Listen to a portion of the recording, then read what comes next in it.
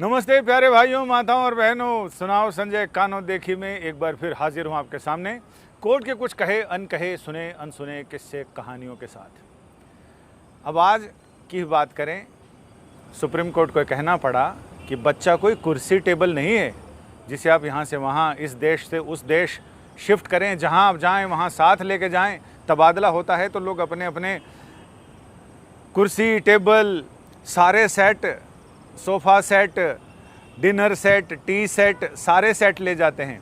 लेकिन कई बार ज़िंदगी अपसेट हो जाती है, क्योंकि वो जो माइंड में सेट करते हैं वो उनके हिसाब से सेट नहीं हो पाता है। सुप्रीम कोर्ट में एक मसला आया। मसला ये था, और वो भी चीफ जस्टिस की कोर्ट में, मसला ये था कि एक युगल की शादी भारत में ही हुई।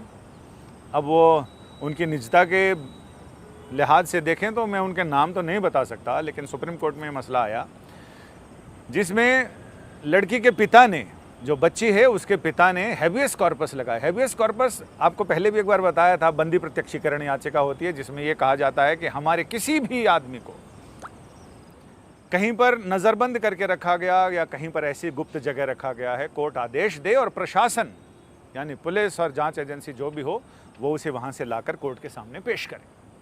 उनका ये कहना था कि वो सिंगापुर में रहते हैं और सिंगापुर में केस चल रहा है गार्जियनशिप का, कि वो बच्ची किसकी कस्टडी में रहे। और उनकी पत्नी सिंगापुर गई और अवैध रूप से चुपचाप बच्ची को लेकर वहाँ से आ गई है। तो माय लॉर्डशिप, मुझे मेरी बच्ची दिलाई जाए, बच्ची पर कस्टडी दिलाई जाए और बच्ची मेरे पास रहेगी। तब तक कोर्ट में सारा क्लियर नहीं हुआ था कि बच्ची कितनी बड़ी है, कहाँ है, किसके पास है। कोर्ट ने पूछा आपकी बच्ची कितनी बड़ी है, उन्होंने कहा 3 साल की है। उसके बाद तो कोर्ट का पारा गर्म हो गया। कोर्ट ने कहा कि एक तो आपने कानून को, आपकी शादी भारत में हुई है और यहाँ का कोर्ट कैपेबल है इस मामले में सुनवाई करने को।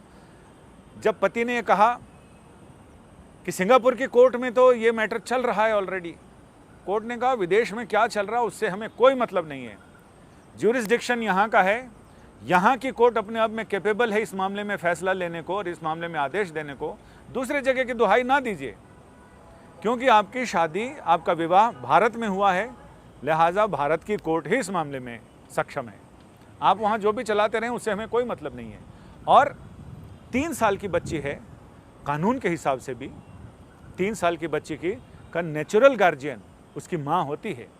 आप लोगों के भी कानूनी ज्ञान में थोड़ी सी बढ़ोतरी कर दें, लेकिन बहुत सारे लोग जो कानून के लॉ के स्टूडेंट हैं वो जानते होंगे इस बात को कि जब तक बच्चा बालिग नहीं होता है तब तक उसकी नेचुरल गार्जियनशिप उसकी माँ को मिलती है। अगर माँ नकार दे, माँ कहे मुझे नहीं चाहिए, तो फिर पिता को उसकी गार्जियनशिप मिल जाती है।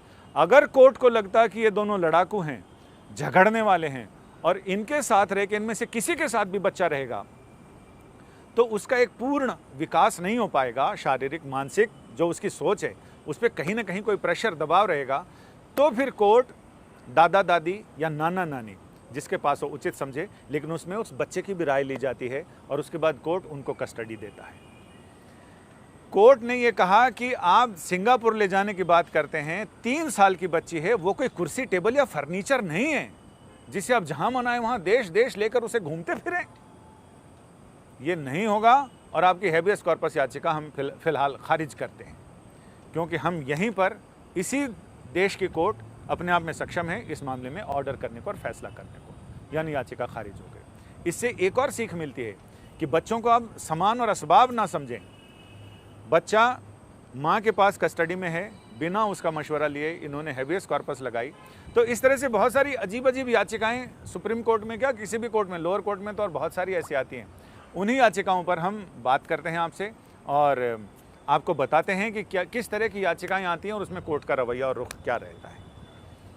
इस किस्से के बाद हम आपसे आज की बड़ी खबरों पे बात करें तो बड़ी खबरों में पेगासस, आप सारे लोगों ने सुन रखा होगा इसके बारे में। पेगासस पे सुप्रीम कोर्ट में अहम सुनवाई हुई, जिसमें पिछली सुनवाई तक सुप्रीम कोर्ट में केंद्र सरकार ने कहा था कि वो इस मामले में विस्तृत हलफनामा दाखिल करेगी कि आखिर इस मामले की जांच, जिससे लेकर याचिकाएं 13 याचिकाएं हैं, उस पर क्या करने वाली है। आज बिल्कुल सुप्रीम कोर्ट में फिरकी लेते हुए केंद्र सरकार ने, यानी पूरा यू टर्न लेते हुए केंद्र सरकार ने कहा कि माय लॉर्डशिप, इस मामले में सरकार ने तय किया कि हम कोई हलफनामा दाखिल नहीं करेंगे, क्योंकि पेगासस का मामला देश की सुरक्षा से जुड़ा हुआ है और इससे कोई समझौता नहीं किया जा सकता।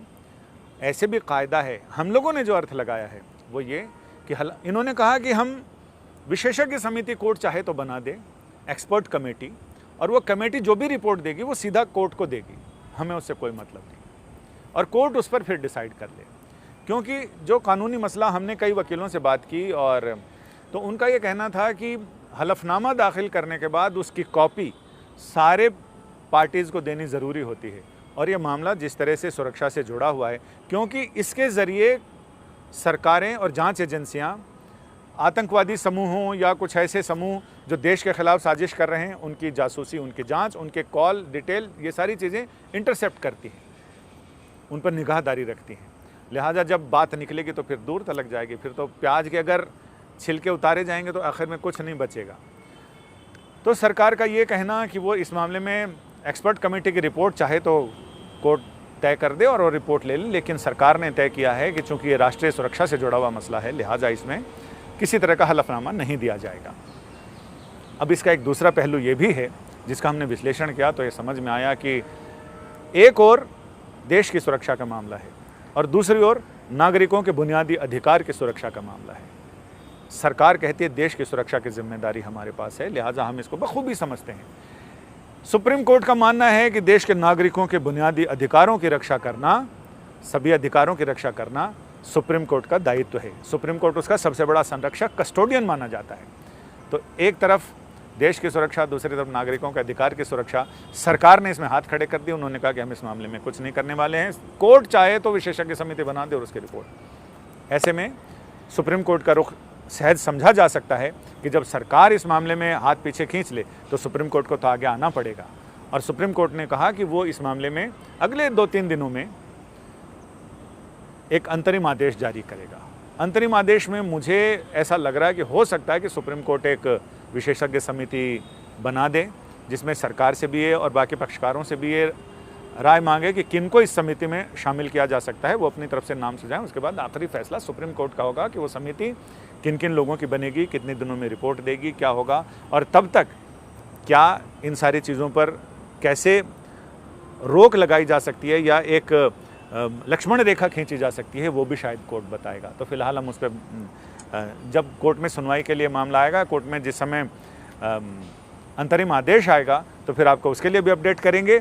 अब हमारा आखिरी चरण इस सुनाओ संजय कानो देखी का है, जिसमें आप लोगों की सलाह, आपका मशवरा, आपकी डांट, आपका प्यार, वो सारी चीज़ें हम आपसे शेयर करते हैं।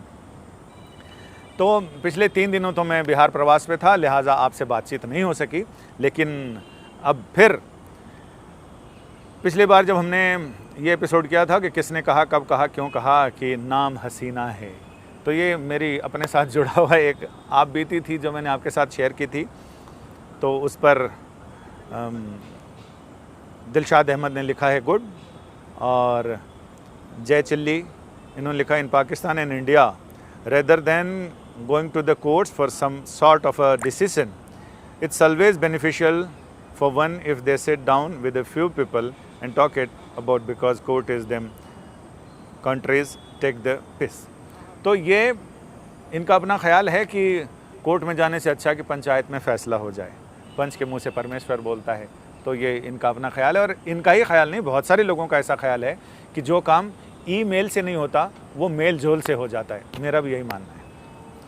और प्रवीण कुमार जी ने लिखा है सर, जो आप हमारा नाम लेकर हमारे कमेंट पढ़ते हैं वो भी और भी अच्छा लगता है। तो आप लोग टाइम निकाल कर ये कार्यक्रम देखते हैं और अपनी राय हमें बताते हैं, हमें और भी अच्छा लगता है।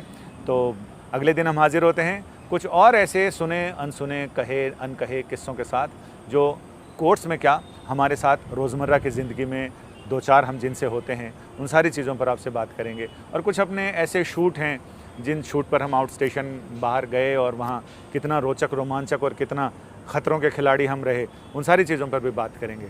नमस्ते।